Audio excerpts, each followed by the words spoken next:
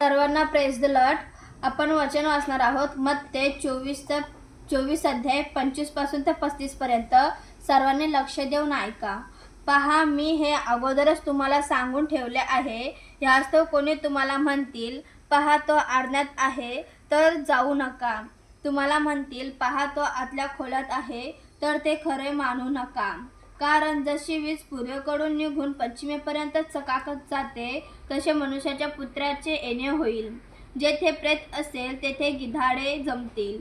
त्या दिवसातील संकटानंतर लगेचच सूर्य अंधकारमय होईल, चंद्र प्रकाश देणार नाही, तारे आकाशातून पडतील व आकाशाची बळे डगमगतील.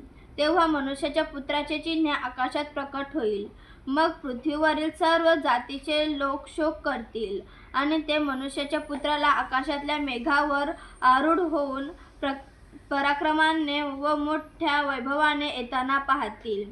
करण्याच्या महानादाबरोबर तो आपल्या दूतांना पाठविल आणि ते आकाशाच्या एका सीमेपासून दुसऱ्या सीमेपर्यंत त्याच्या निवडलेल्या चारही दिशांकडून जमा करतील. अंजिराच्या झाडाचा दाखला घ्या. त्याची डाळही कोमल असता तिला पाने फुटू लागली, म्हणजे उन्हाळा जवळ आला असे तुम्ही समजता. तसेच तुम्हीही ह्या सर्व गोष्टी पाहाल, तेव्हा तो जवळ दाराशीच आहे असे समजा.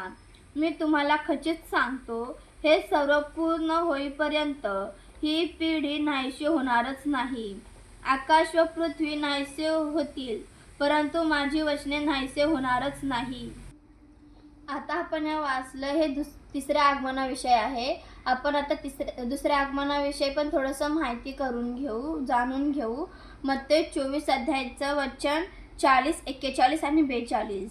त्यावेळेस शेतात असलेल्या दोघांपैकी एक घेतला जाईल व एक ठेवला जाईल. जात्यावर दळत बसलेल्या दोघींपैकी एक घेतली जाईल व एक ठेवली जाईल. म्हणून जागृत राहा, कारण कोणत्या दिवशी तुमचा प्रभू येईल हे तुम्हाला ठाऊक नाही. हे आपण वाचलं, हे दुसऱ्या आगमनाविषयी आहे. पहिला करीत 15 अध्यायाचं 51 वचन. ह्याच्यामध्ये असं लिहिलंय की आपण सर्व मरणार नाही, तर आपण सर्व बदलून जाऊ. मी 24 अध्यायाचं 24 वचन सांगते. कारण खोटे ख्रिस्त व खोटे संदेष्टे उठतील व साधेल तर निवडलेल्यांना देखील फसवावे म्हणून मोठी चिन्हे व अद्भुते दाखवतील. ऐकणाऱ्यांनी हे लक्षात ठेवावे व येशूच्या वचनावरती ध्यान द्यावा.